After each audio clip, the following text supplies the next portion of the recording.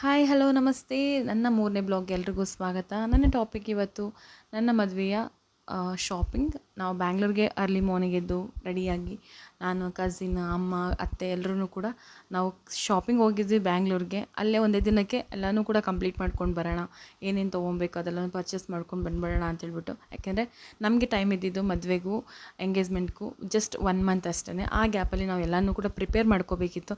Because ನಾನು single parent ಆಗಿರೋದ್ರಿಂದ ನನ್ನಮ್ಮ ಒಬ್ಬರೇ ಎಲ್ಲನೂ ಮಾಡಬೇಕಿತ್ತು. ಸೊ ನನ್ನ ಇನ್ವಾಲ್ವ್ಮೆಂಟ್ ತುಂಬ ಇಂಪಾರ್ಟೆಂಟ್ ಆಗಿತ್ತು. ಅದಕ್ಕೋಸ್ಕರನೇ ಸೊ ನಾವೆಲ್ಲ ಶಾಪಿಂಗ್ ಮಾಡ್ಕೊಂಡ್ವಿ. ಬಟ್ಟೆ ಸ್ಯಾರೀಸ್ ಆಗಿರ್ಬೋದು, ಲೆಹಂಗ ಆಗಿರ್ಬೋದು, ಪ್ರತಿಯೊಂದು ಕೂಡ ಪರ್ಚೇಸ್ ಮಾಡ್ಕೊಂಡ್ವಿ. ಆ್ಯಂಡ್ ತುಂಬ ರೀಸನಬಲ್ ಪ್ರೈಸಲ್ಲಿ ಕೂಡ ತೊಗೊಂಡಿದ್ದೆ. ಯಾಕೆಂದರೆ ತುಂಬ ಕಾಸ್ಟ್ ಒಂದಿನ ಇವೆಂಟ್ಗೆ ನಾವು ಅಷ್ಟೊಂದು ಇನ್ವೆಸ್ಟ್ ಮಾಡೋದಕ್ಕೆ ನಾನು ರೆಡಿ ಇರಲಿಲ್ಲ ಎಸ್ಪೆಷಲಿ. ಸೊ ಯಾಕೆಂತಂದರೆ ನನಗೆ ಮುಹೂರ್ತಮ್ ಸ್ಯಾರಿ ಮಾತ್ರ ತುಂಬ ಹೈ ಕಾಸ್ಟಲ್ಲಿ ತೊಗೊಂಡಿದ್ದು. ಬಿಕಾಸ್ ಇನ್ನೆಲ್ಲನೂ ಕೂಡ ಲೋ ಬಜೆಟಲ್ಲೇ ತೊಗೊಂಡಿರೋದು.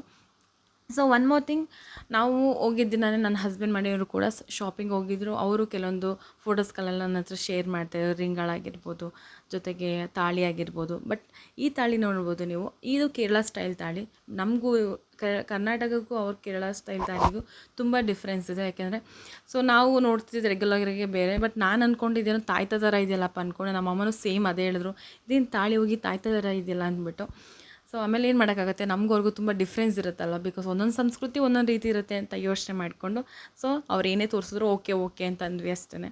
ಸೊ ನಾವು ಕೆಲವೊಂದು ಲೆಹೆಂಗ ನೋಡೋಣ ಅಂದ್ಕೊಂಡು ಬಂದೆ. ಬಟ್ ಲೆಹೆಂಗ ತುಂಬ ಕಾಸ್ಟ್ ಜಾಸ್ತಿ ಇತ್ತು. ಬಟ್ ಯಾಕೆಂದರೆ ನನ್ನ ಸೈಜು ಪ್ಲಸ್ ಸೈಜ್ ಆಗಿತ್ತು. ಅದಕ್ಕೆ ಆಲ್ಮೋಸ್ಟ್ ನೋಡಿ ಅದರಲ್ಲಿ ಆವ್ರೇಜ್ ಆಗಿರೋಂಥ ಲೆಹೆಂಗನ ತೊಗೊಂಡು ನಾವು ಶಾಪಿಂಗ್ ಮುಗಿಸ್ಕೊಂಡು ಬಂದ್ವಿ. ಲೆಹೆಂಗ ಶಾಪಿಗೆ ಹೋದ್ಮೇಲೆ ಗೊತ್ತಾಯ್ತು ನನಗೆ, ಇಷ್ಟೊಂದು ಸೈಜ್ ದೊಡ್ಡದು ಬೇಕಲ್ಲ ನನಗೆ ಅಂತ ಅಂದ್ಕೊಂಡು.